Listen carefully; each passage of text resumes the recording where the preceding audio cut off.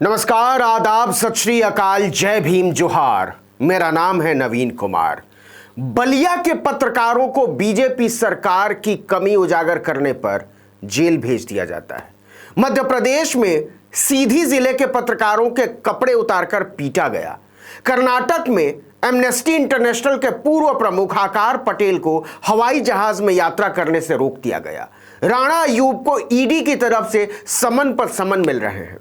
लेकिन साहब, ये तो कुछ भी नहीं। अभी तो राम राज की पार्टी शुरू हुई है। बीजेपी शासित राज्यों से निकले इस रामराज को अगले स्टेज पर ले जाने की होड़ लग गई है। और यह किसी एक सरकार की बात नहीं है। आपने अंगुली उठा दी तो पुलिस नंगा भी करेगी, पीटेगी भी, मुकदमा भी दर्ज करेगी, और तब भी नहीं माने तो हाथ पैर में चेन बांधकर बिस्तर पर पटक देगी। पेशाब पाखाना भी बिस्तर पर ही करना होगा। और यह कोई कल्पना नहीं है, माता रानी की कृपा से उड़ीसा की सरकार ने इसे साकार कर दिया है। यहां कोई बीजेपी की सरकार नहीं है, बीजू जनता दल के नवीन पटनायक की सरकार है। इसके पहले हमने एक वीडियो में बताया था कि कैसे शिवराज के राज में अंधा कानून को नंगा कानून में बदल डाला गया है। यह खबर उसी की अगली कड़ी है, नंगा कानून पार्ट 2। उड़ीसा के बालासोर जिले से जो तस्वीर आई है वो इसी की मुनादी है। वहां एक जगह है नीलागिरी।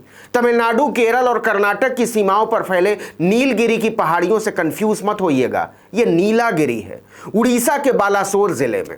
होमगार्ड के एक जवान निरंजन राणा के साथ कहासुनी के बाद स्थानीय पत्रकार लोकनाथ दालेई के खिलाफ आईपीसी की 8 धाराओं में मामला दर्ज किया गया। धाराएं सुन लीजिए, सिर चकरा जाएगा, आप एफआईआर के माहिर हो जाएंगे। आईपीसी 341 अवैध तरीके से किसी को रोकना, 323 जानलेवा हमला करना, 294 सार्वजनिक जगह पर गाली गलौज करना, 506 किसी को आपराधिक धमकी देना, 353 सरकारी कर्मचारी को मारना पीटना, 186 सरकारी कर्मचारी को ड्यूटी से रोकना, 189 सरकारी कर्मचारी को घायल करना, 323 जानबूझकर चोट पहुंचाना। बस इतनी सी धाराएं। लेकिन इतने से तसल्ली नहीं होती दारोगा को। कायदे से इसके बाद भी कानूनी तरीका क्या होना चाहिए था?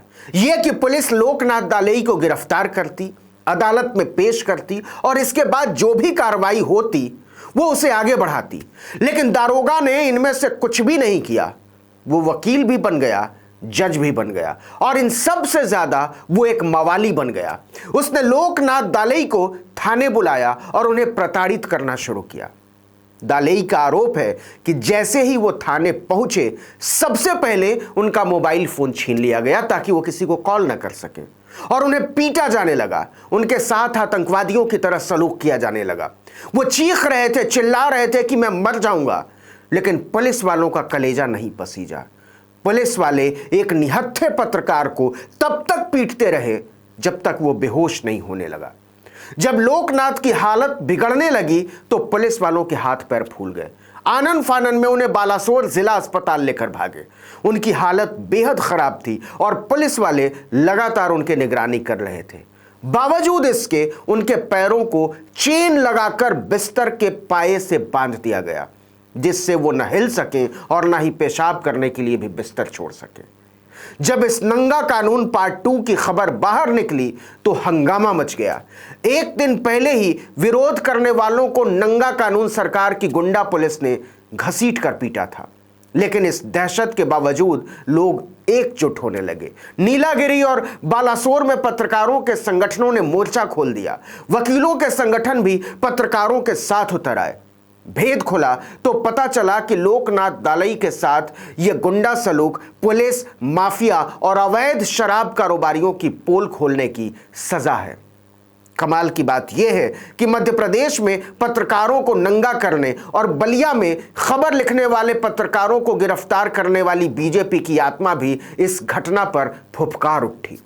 यूपी के पत्रकारों के दमन पर जुबान सिलने वाले केंद्रीय मंत्री धर्मेंद्र प्रधान ने ट्विटर पर लिखा कि दोषी पुलिस वालों के खिलाफ कड़ी से कड़ी कार्रवाई होनी चाहिए। प्रताप सारंगी भी बोल उठे, बालासोर के बीजेपी एमपी। मतलब सवाल इस सरकार या उस सरकार का नहीं है, सवाल है कि आजाद आवाजें बचेंगी या नहीं।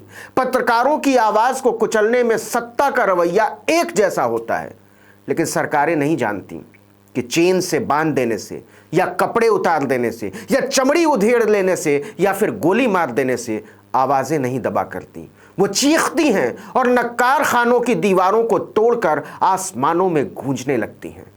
इस वीडियो में इतना ही, लेकिन अगर आपने आर्टिकल 19 इंडिया को अब तक सब्सक्राइब नहीं किया है तो फौरन कर लीजिए, बेल आइकॉन दबाइए, घंटी जैसी आकृति लाइक कीजिए और कमेंट करके बताइए हमारा वीडियो आपको कैसा लगा। यूट्यूब पर देख रहे हैं तो हमारे चैनल को सब्सक्राइब कर दीजिए, फेसबुक पर देख रहे हैं तो वीडियो देखने के बाद हमारे पेज पर जाइए, उसको लाइक कर लीजिए। इंस्टाग्राम पर भी हम मौजूद हैं, वहाँ भी आप हमें फॉलो कर सकते हैं और हमारा ट्विटर हैंडल है article19_India। नमस्कार।